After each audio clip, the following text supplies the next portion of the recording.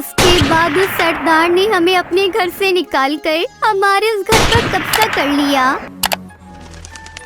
ये कहानी टुनटुनी नामक चिड़िया की है, जो जंगल में दरिया किनारे एक शौचालय में अपने दो छोटे बच्चे रानी चिड़िया और लाडो चिड़िया के साथ रहती थी। टुनटुनी चिड़िया ने उसी शौचालय में अपना घर बना लिया था। एक दिन सवेरे, माँ मुझे इस शौचालय में बहुत बदबू आ रही है, हम कब तक यहाँ पर रहेंगी माँ? बेटी अब यही हमारा जीवन है, हमें यहीं रहकर अपनी आगे की जीवन को बिताना होगा। काश तुम्हारे पिता हमारे बीच होते तो वो हमें इस अवस्था में कभी नहीं पड़ने देते।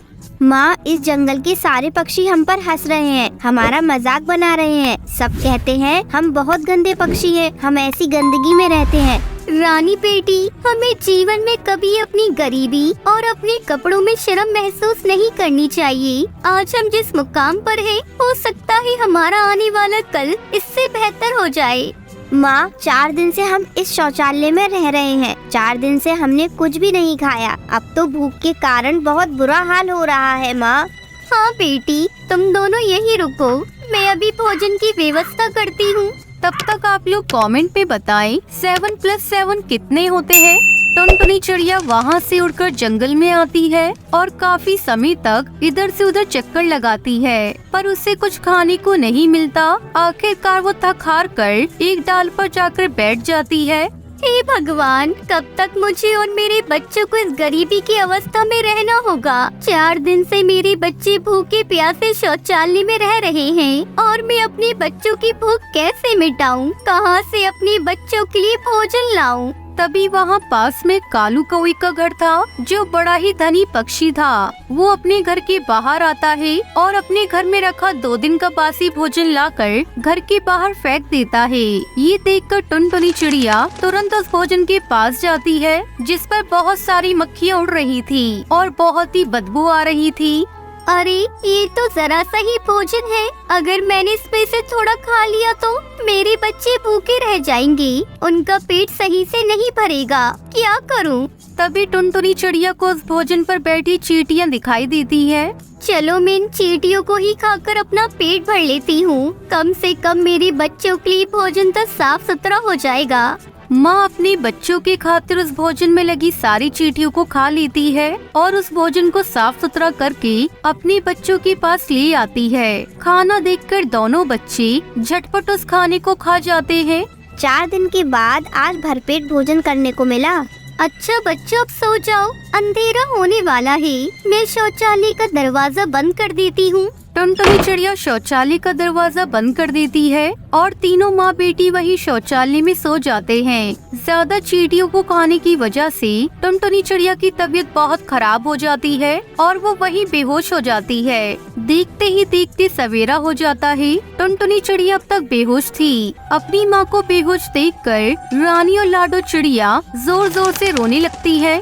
लाडो बहन, तुम यही माँ का ध्यान रखना, मैं बाहर से किसी की मदद लाती हूँ। रानी चिड़िया बाहर एक डाली पर बैठकर जोर जोर से मदद मांगने लगती है। तभी वहाँ पास से एक बंटी कबूतर उड़ता हुआ जा रहा था। रानी चिड़िया की आवाज सुनकर वो उसके पास आता है। अरे बेटा, आप इतना रो क्यों रहे हो? मुझे बताओ क्या हुआ है? मेरी माँ को बचा लो कबूतर अंकल, मेरी माँ रात से बेहोश है। अरे ये तो बहुत बुरा हुआ है बेटा आपके साथ, पर आपके माता पिता कहाँ हैं? मेरी माँ उस शौचालय में बेहोश पड़ी है। रानी चिड़िया बंटी कबूतर को अपनी माँ के पास उस शौचालय में लेकर आती है। बंटी कबूतर जैसे उस शौचालय को देखता है, छी छी छी, अरे बेटा शौचालय में कितनी बदबू आ रही है, किस जगह रहते हो आप लोग? हम यहीं पर रहते हैं अंकल। बंटी कबूतर जैसे ही टुनटुनी चिड़िया को बेहोश शौचालय में देखता है, उसके होश उड़ जाते हैं। ये तो मेरे बचपन की दोस्त टुनटुनी चिड़िया है। अरे टुनटुनी उठाओ, अरे तुम यहाँ पे कैसे आ गई? टुनटुनी चिड़िया होश में आ जाती है। वो जैसे ही बंटी कबूतर को देखती है, उसके भी होश उड़ जाते हैं। अरे बंटी, तुम यहाँ कैसे? अरे मेरे बच्चों, तुम ठीक हो ना? माँ, आप रात भर बेहोश थी और मैं इन अंकल को मदद के लिए लाई हूँ। टुनटुनी, ये सब क्या हो गया तुम्हारे साथ? तुम तो अपने पति के साथ बहुत खुश थी, फिर तुम्हें इस गंदे शौचालय में क्यों रहना पड़ रहा है? बंटी, मैं तो अपने पति के साथ अपने बड़े से घर में बहुत खुश थी, पर एक दिन न जाने किसकी नजर हमारी खुशियों पर लग गई। ये बहुत लंबी कहानी है। एक दिन हमारे घर में जंगल का सरदार साथी पक्षियों के साथ मेरे घर आया। वही टुन्नू, ਤੁਹਾਡਾ ये घर मैनू बहुत चंगा लगता सी। बोलो कितने पैसे चाहिए? तुम्हारा घर मुझे बहुत पसंद है। भाई मुझे घर नहीं बेचना है, मैंने बड़े अरमानों से ये घर बनाया है। घर तुम्हें बेचना ही होगा चिड़े, क्योंकि एक बार जो मुझे चीज पसंद आ जाती है मैं उसे हासिल करके ही रहता हूँ। मैंने कहा ना एक बार, मुझे नहीं बेचना, अब तुम जाओ यहाँ से। उस वक्त सरदार अपने साथियों के साथ वहाँ से उठकर चला जाता है। ये सब क्या हो रहा है? ये सरदार क्यों हमारे घर के पीछे पड़ा है? तुम चिंता ना करो टुनटुनी, मैं उसे सबक सिखा कर रहूंगा और हमारा ये घर हमसे कोई नहीं छीन पाएगा। चलो मैं जंगल से राशन लेकर आता हूँ। ये कहकर टुन्नू चिड़ा अपने घर से निकलकर जंगल की ओर जाता है। तभी रास्ते में उसे सरदार और उसके साथी पक्षी मिलते हैं। चिड़े, अपने घर पर तो तू बहुत होशियार बन रहा था ना, अब देख तेरा क्या हासिल करते हैं। तेरा वो घर तो मैं लेके ही रहूंगा। सरदार कौवा उसके साथी पक्षी टुन्नू चिड़ा को इतना मारते हैं कि टुन्नू चिड़ा की वही मृत्यु हो जाती है। उसके बाद उस सरदार ने हमें अपने घर से निकालकर हमारे उस घर पर कब्जा कर लिया। तब से हम भूखे प्यासे शौचालय को ही अपना घर बनाकर इसमें रहने लगे। किसी ने हमारी सहायता नहीं की। मेरे पति भी मुझसे दूर चले गए। तुम्हारे साथ तो बहुत ही बुरा हुआ, पर तुम चिंता ना करो, अब मैं आ गया हूँ। चलो अब तुम तीनों मेरे घर चलो और हमेशा मेरे साथ ही रहना। बंटी कबूतर टुनटुनी चिड़िया उसके बच्चों को लेकर अपने बड़े से घर में आता है और उन्हें सदा के लिए अपने पास ही रख लेता है। उस दिन से टुनटुनी चिड़िया और उसके बच्चों का जीवन एकदम से बदल गया और वो अपने जीवन में बहुत खुश रहने लगे। ये कहानी शिमला जंगल की है। उस जंगल में बहुत सारी चिड़िया रहती थी। उसी जंगल में टुनटुनी नाम की चिड़िया थी। टुनटुनी चिड़िया अपने पति बंटी कबूतर के साथ एक पेड़ पर रहती थी। उसी जंगल में कालू कौवा रहता था। वो बहुत ही दुष्ट कौवा था। जब भी कोई पक्षी अंडा देता था तो कालू कौवा छुपके से जाकर अंडा चुरा लेता था और नीचे फेंक देता था, जिससे कि अंडा फूट जाता था। सारे पक्षी कालू कौवे से बहुत परेशान थे। एक दिन की बात है, टुनटुनी चिड़िया अपने पति बंटी कबूतर से कहती है, सारे पक्षियों के अंडे कालू कौवा चुरा कर ले जाता है, या तो फिर उन्हें वही घोंसले में फोड़ देता है। और मैं नहीं चाहती कि मेरे बच्चे पैदा होने से पहले ही मर जाएं। तुम चिंता क्यों करती हो टुनटुनी, मैं तुम्हारे संग हूँ ना। देखता हूँ वो काला दुष्ट कौवा कैसे हमारे अंडों को चुरा कर लेके जाता है। और देखना जल्दी हमारी गोद में हमारे 2 नन्हे नन्हे बच्चे होंगे। कितने वर्षों की तपस्या के बाद तुम अंडे दे पाई हो। मुझे तो हर समय यही परेशानी खाई जा रही है। कुछ दिनों तक हमें अपने अंडों की बड़ी सावधानी से रक्षा करनी होगी।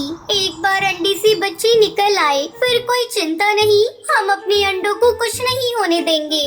तुम चिंता न करो और ज्यादा सोचो मत, मैं तुम्हारे संग हूँ ना। हमारे अंडों को कोई नुकसान नहीं पहुँचाएगा। और देखना हमारे बच्चे भी जल्दी ही इस दुनिया में आएंगे। चलो अब मैं जंगल की ओर जा रहा हूँ, थोड़ा दाना पानी लाता हूँ। तुम अपने और अंडों का अच्छे से ध्यान रखना। ये कहकर बंटी कबूतर वहाँ से उड़ता हुआ जंगल की ओर चला जाता है। इधर टुनटुनी चिड़िया अपने अंडों की रक्षा करते हुए घोंसले में बैठी हुई सोच रही थी कि कहीं वो कालू दुष्ट कौवा वहाँ आकर उसके अंडों को न चुरा कर ले जाए। तभी वो दुष्ट काला कौवा वहाँ आता है। टुनटुनी चिड़िया उस दुष्ट कौवे को देखकर घबरा जाती है। अच्छा, तो तू अपने अंडों की यहाँ रक्षा करने बैठी है, पर तुझे क्या लगता है कि मैं तेरे अंडे को यहाँ से चुरा नहीं सकता? कालू कौवे, अगर तुम आगे बढ़े तो मैं तुम्हारा यही सर्वनाश कर दूंगी। अच्छा, तुम एक छोटी चिड़िया होकर मुझसे मुकाबला करोगी, मेरा सर्वनाश करोगी? अच्छा, मैं तो डर गया। तुझे मैं अभी सबक सिखाता हूँ। वो काला दुष्ट कौवा टुनटुनी चिड़िया पर हमला कर देता है। दोनों के बीच में काफी समय तक लड़ाई होती है। लड़ाई में टुनटुनी चिड़िया बुरी तरह से जख्मी हो जाती है और वो जमीन पर गिर जाती है। टुनटुनी चिड़िया, अब तेरे अंडों को मुझसे कौन बचाएगा? मुझसे मुकाबला करने चली थी तू, मेरा सर्वनाश करने वाली थी तू। अब क्या हुआ? खुद ही जमीन पर जख्मी हालत में पड़ी हो। देखो, कोई नुकसान मत पहुंचाना, मैं तुम्हारे आगे हाथ जोड़ती हूँ। तुम मेरे सामने कितना भी गिड़गिड़ाओ, पर मैं तुम्हारे अंडों को यहाँ से लेकर ही जाऊंगा।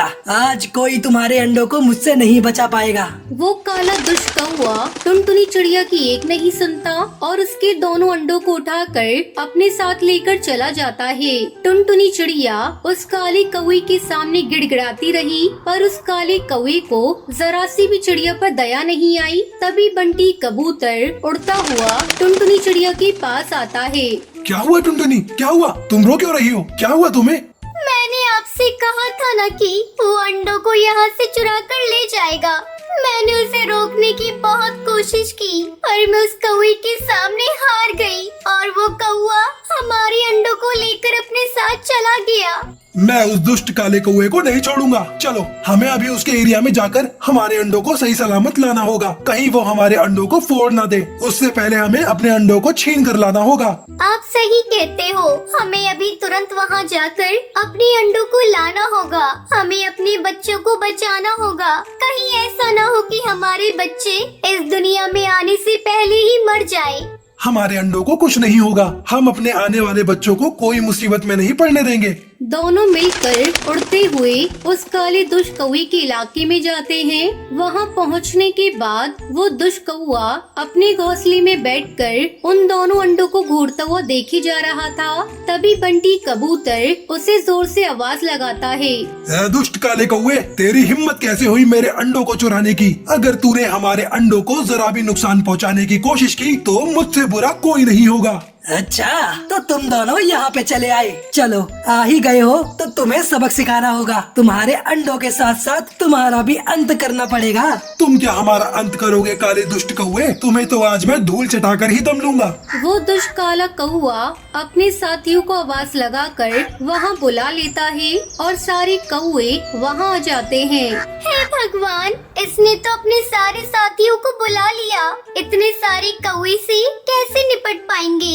टुनटुनी, मैं किसी तरह इन सारे कौवों का ध्यान भटकाता हूँ। तुम चुपके से अपने अंडे लेकर यहाँ से चली जाना। तुम समझने की कोशिश करो, हम इन सबसे मुकाबला नहीं कर पाएंगे। हम में से एक को अपने अंडे की रक्षा करनी ही होगी। अपने अंडों को यहाँ से सही सलामत ले जाना ही होगा। मैं आपको छोड़कर नहीं जा सकती। मैं आप ही के साथ रहूंगी। क्या हुआ बंटी कबूतर, इतने सारे कौवे देखकर डर गए? तभी वो सारे दुष्ट कौवे एक साथ मिलकर टुनटुनी चिड़िया और बंटी कबूतर पर हमला कर देते हैं। सारे दुष्ट कौवे उन दोनों को बुरी तरह से जख्मी कर देते हैं। दोनों के शरीर से इतना खून बहने लगता है कि उनसे खड़ा भी नहीं हुआ जाता। दोनों जख्मी हालत में वहीं गिर जाते हैं। क्या हुआ बंटी, हवा निकल गई? यहाँ आने के बाद तो बड़ी बड़ी बातें कर रहे थे कि मुझे धूल चटाओगे, मिट्टी में मिलाओगे। अब क्या हुआ? हे ऊपर वाले, अब तू ही हमारी सहायता कर। हमें किसी तरह बस इन दुष्ट कौवे से बचा ले और सही सलामत से हमारे अंडे हमें वापस दिला दे। रोते रोते जमीन पर जख्मी हालत में पड़े थे और वो मदद की गुहार लगा रहे थे। तभी अचानक बहुत सारे बाज उड़ते हुए वहाँ आ जाते हैं। दुष्ट काला कौवा ये देखकर घबरा जाता है। क्या हुआ चिड़िया, तुम दोनों इस तरह जख्मी हालत में क्यों पड़े हो? जिगरबाज, इसने अपने साथियों के साथ मिलकर हमें बहुत मारा है। जिगरबाज, तुम यहाँ से चले जाओ। तुम्हारी हमसे कोई दुश्मनी नहीं है। दुश्मन तो तू है इस समय हमारा। सीधे तरीके से इन मासूम चिड़ियों के अंडे वापस कर दो, वरना हम तुम्हें बहुत मारेंगे। लगता है तुम सारे बाज को भी आज सबक सिखाना होगा। बड़े हमदर्द बन रहे हो ना इस चिड़िया के। आज तुम सब गए। चलो साथियों, अटैक करो। ये तो समय ही बताएगा अब कौन किसे धूल चटाता है। सारे बाज मिलकर उन काले कौवे पर हमला कर देते हैं और सारे काले कौवे को बुरी तरह से जख्मी कर देते हैं। चिड़िया उड़ते हुए अपने अंडों के पास जाती है और बंटी और टुनटुनी चिड़िया दोनों मिलकर अपने अंडों को सही सलामत उठा लेते हैं। आज आप सब न होते तो शायद हम उस दुष्ट कौवे से कभी अपने अंडों को नहीं बचा सकते थे। आप सभी के कारण आज हमारे अंडे सही सलामत है। हम आपका ये एहसान जीवन भर नहीं भूलेंगे। अब दोनों मिलकर अपने अंडों को वापस घोंसले में ले जाते हैं। कुछ दिनों बाद उसमें से नन्हे नन्हे बच्चे बाहर निकल आते हैं और वो सभी खुशी खुशी रहने लगते हैं।